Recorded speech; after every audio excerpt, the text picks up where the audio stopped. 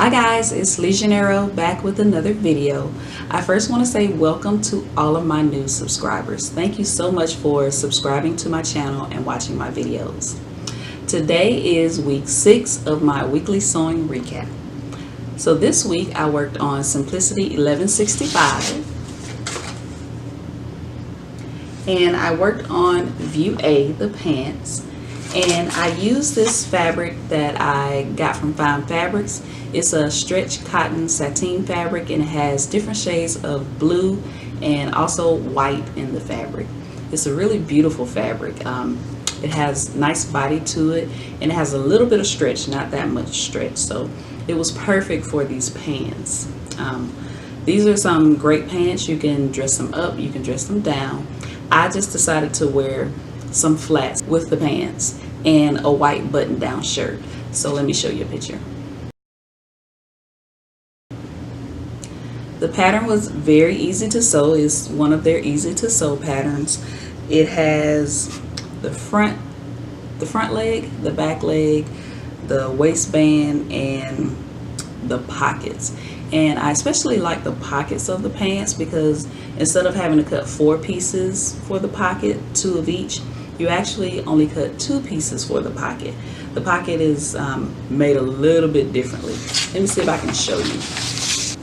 So the front yoke and the pocket were one big piece. So you end up cutting 2 pieces instead of cutting 4 like you normally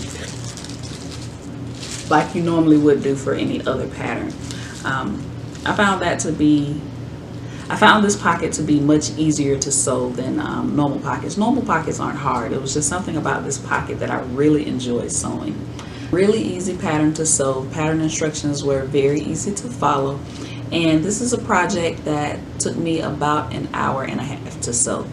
The only thing that I didn't do with the pattern is I didn't do the double elastic for the waistband. I just used a really thick 2-inch elastic for my waistband, which saved me a little bit of time when I was making this pattern. But overall I enjoyed it, and I may make a couple of more because I really do like these slacks. And there's also some shorts on here, so I may venture out and make the shorts while it's still warm in Georgia because it's very, very hot here. Alright, the other thing that I worked on this week is a prototype bag for a new pattern that I'm working on. And this pattern is actually for a class that I'm developing. So I've been working with different fabrics and interfacings and different hardware for the pattern because I want to do a class for this pattern where you get several different videos, instructions, and just like the tutorials here on YouTube, I'll show you step by step, but I'll break each video down. You'll have objectives and different things like that for the class. So it'll be just like a regular online class, and you can go in and you can ask questions and interact with other students. So I'm hoping to get that class up and running within the next 2 weeks, but I'm gonna show you my first prototype, which isn't the best. But this is all that we have to do and go through when we're developing a pattern, so I want to show you that. Alright, so this is the first one that I did in denim, and like I said, it's not my best work. It has the recessed zipper here.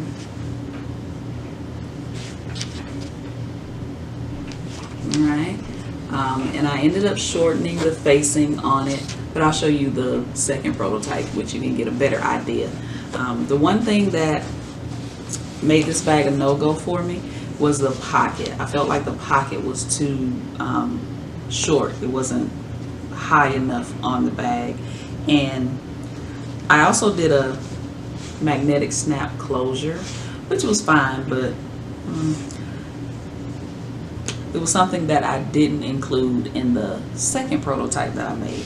I did like the gold hardware that I use, and this is actually studs. I got these from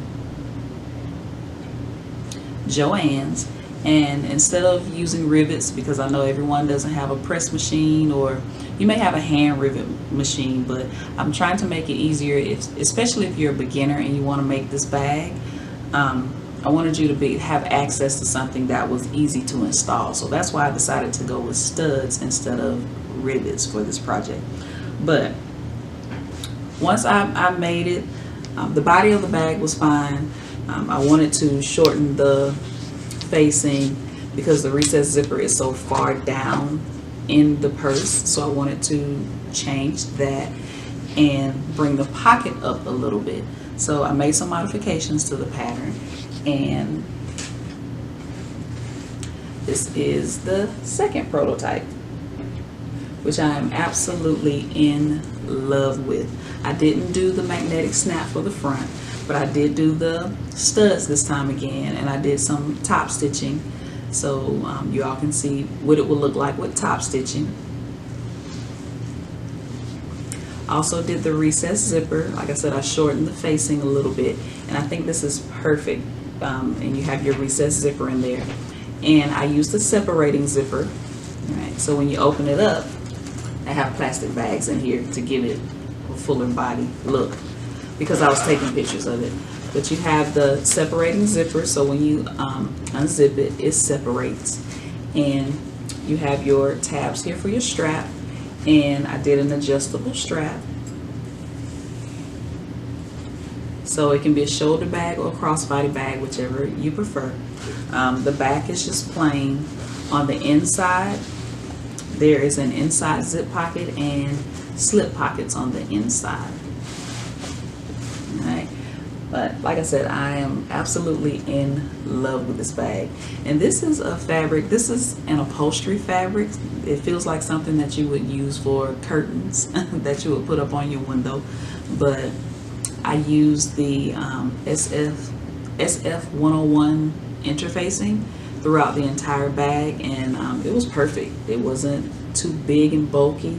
It was easy to sew, and the bag stands up pretty well. So like I said, absolutely in love with it. And I call her Clara after my grandmother. But I am going to make another prototype, and then I'll reach out to some pattern testers and get the pattern tested, and then launch the online class. So of course I will keep you guys updated on my progress and let you know how everything goes. But I've been getting a lot of great compliments on the bag, which is a good thing. And I actually did a prototype of this bag last year, I think in December, and I did it in a black faux leather, but it was a lot taller than this. But I wanted something a little shorter, a little more even. Can't really explain it. I'll show you all a picture of the prototype I did before, the denim prototype, which was the faux leather one. So I'll pop a picture up here so you can see it, so you know what I'm talking about when I said it was taller.